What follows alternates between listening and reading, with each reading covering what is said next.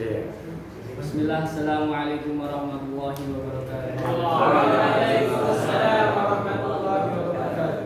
Alhamdulillahi rabbil alamin. Wassalatu wassalamu ala nabiyyina Muhammadin wa ala alihi wa ashabihi wa man tabi'ahum bi ihsanin ila yaumil. Segala puji bagi Allah Subhanahu wa taala yang telah memberikan kita banyak sekali nikmat yang tidak dapat kita hitung nikmat tersebut.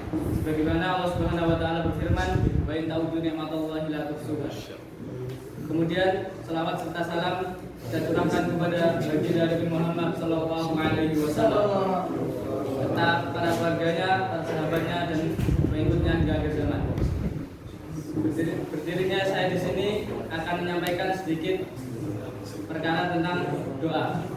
Apa sih doa itu? Doa merupakan ibadah yang sangat agung yang Allah Subhanahu wa taala perintahkan kepada umat muslim.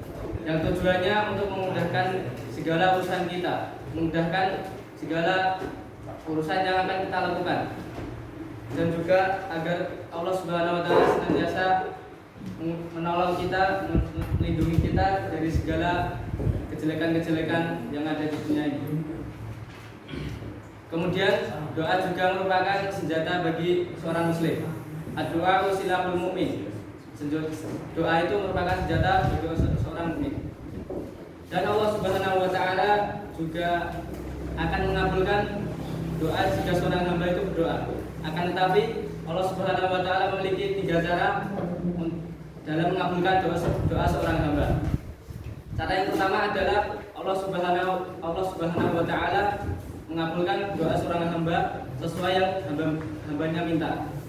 Sebagaimana yang telah kita ketahui di media sosial, ada seorang yang berdoa meminta uang di depan Ka'bah. Dia meminta uang. Kemudian setelah dia selesai berhaji atau berumrah, Allah Subhanahu wa taala mengabulkan doanya. Maka dia diberi kekayaan berupa uang yang banyak. Itu adalah salah satu cara Allah Subhanahu wa taala mengabulkan doa seorang hamba sesuai yang hambanya minta. Akan tetapi jika kita hanya meminta dunia saja, itu adalah perbuatan yang sangat rugi. Alangkah baiknya kita meminta doa yang tinggi seperti Jannatul Firdaus. Semoga kita semua bisa dimasukkan oleh Allah Subhanahu wa taala di surganya kelak. Amin. Kemudian cara yang kedua, Allah Subhanahu wa taala mengabulkan doa seorang hamba berupa menggantikan doa tersebut menjadi pahala. Mungkin Allah Subhanahu wa taala tahu apa yang kita butuhkan. Allah Subhanahu wa taala menggantikan doa kita menjadi pahala agar kita amalan kebaikan kita menjadi tambah banyak dan agar timbangan amalan baik kita menjadi lebih berat. Kemudian yang ketiga, Allah Subhanahu wa taala mengabulkan doa hamba dengan cara menjauhkan hamba tersebut dari mara bahaya. Mungkin ada seorang dari kita berdoa bla bla bla bla. Kemudian dia ada niat keluar jalan atau kemana. Akan tetapi Allah Subhanahu wa taala mengabulkan doanya dengan cara menjauhkan dari mara bahaya. Mungkin di depan ada kecelakaan tapi dia tidak terkena kecelakaan. Wallahu a'lam bishawab.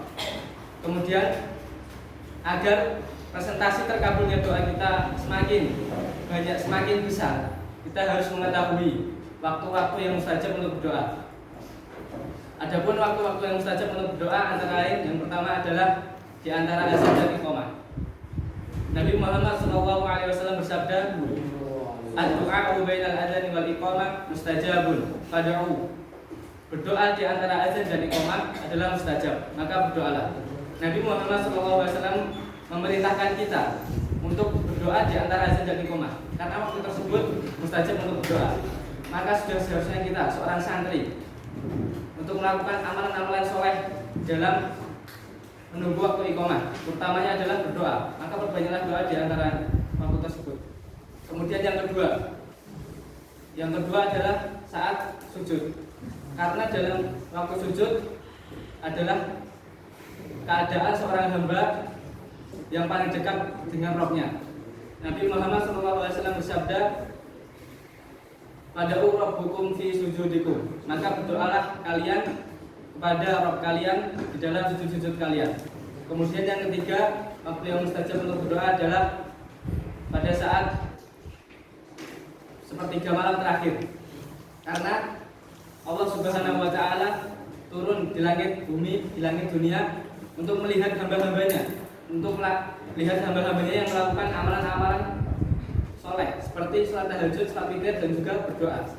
Apabila seorang hamba doa dalam keadaan tersebut serta dibarengi dengan amalan soleh lainnya seperti sholat tahajud, maka presentasi dikabulnya doa akan semakin tinggi. Kemudian yang keempat adalah pada malam Lailatul Qadar. Allah Subhanahu wa Ta'ala berfirman, Lailatul Qadar khairun min alfi syahr. Sudah kita ketahui bahwa malam Lailatul Qadar adalah malam yang lebih baik daripada 1000 bulan.